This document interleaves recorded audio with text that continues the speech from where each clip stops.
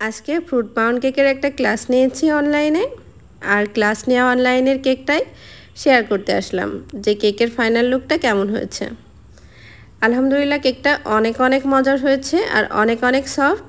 এটা একদম নর্মাল বেকারির কোনো ফ্রুট কেক না, এটা হচ্ছে কোনো ব্র্যান্ডিং ফ্রুট কেকগুলোর যে টেস্টটা সেই টেস্টটাই কিন্তু এই কেকগুলোতে পাওয়া যাবে।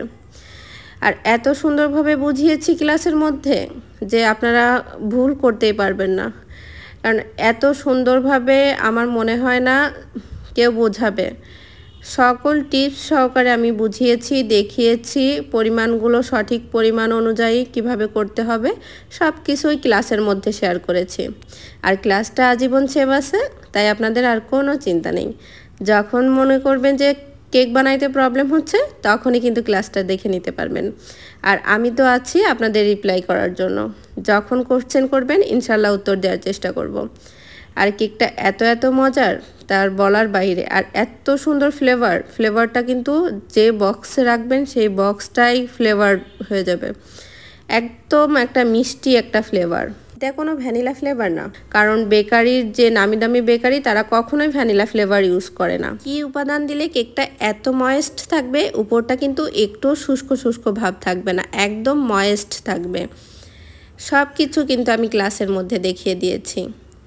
কালকে আর একটা ক্লাস আছে, কালকে ক্লাসটা শেষ করব।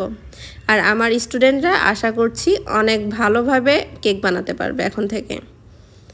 আর কেকের ভেতরটা এত নরম আর এত জালি জালি, আর ফ্রুট কেকের যে টুটি ফ্রুটিগুলো সেগুলো কীভাবে মাঝখানে থাকবে সব কিছুই আমি কিন্তু একদম শেয়ার করেছি। আর ইনশাল্লাহ আমার রেসিপি দেখে আমার স্টুডেন্টরা অবশ্যই ভালো কিছু করবে। এই কেকটা আমি ওভেনে তৈরি করে দেখিয়েছি, আর কালকের যে ক্লাসটা নিব সেটা আমি চুলাইতে তৈরি করে দেখাবো। আর সামনেই কিন্তু ডিসেম্বর মাসের আমার অনলাইন ক্লাস থাকবে অনেকগুলা, কারণ ডিসেম্বর মাস আমার কাছে ছুটির মাস মনে হয়, কারণ বাচ্চাদের যেহেতু স্কুল কলেজ সব কিছুই অফ থাকে। আর ওই টাইমটাই আমি অনলাইন ক্লাস নিব, আর অনলাইন বেসিক বেকিং যেসব ক্লাসগুলো আছে কেকের সব ক্লাসগুলো নিব। কেকের ডেকোরেশন সহ A to Z সব ক্লাসের মধ্যে থাকবে। হুইপড ক্রিম তৈরি, কেক ডেকোরেশন, নজেল পরিচিতি সব কিছুই থাকবে। আর যারা আমার এই কেকের ক্লাসটা করেছেন তারাই বুঝতে পেরেছেন যে আমি কতটা ভালোভাবে বুঝিয়েছি আর কতটা পারফেক্টভাবে বোঝানোর চেষ্টা করেছি। ইনশাল্লাহ আমার স্টুডেন্টরাও অনেক সুন্দর কেক বানাতে পারবে। অপেক্ষায় থাকলাম।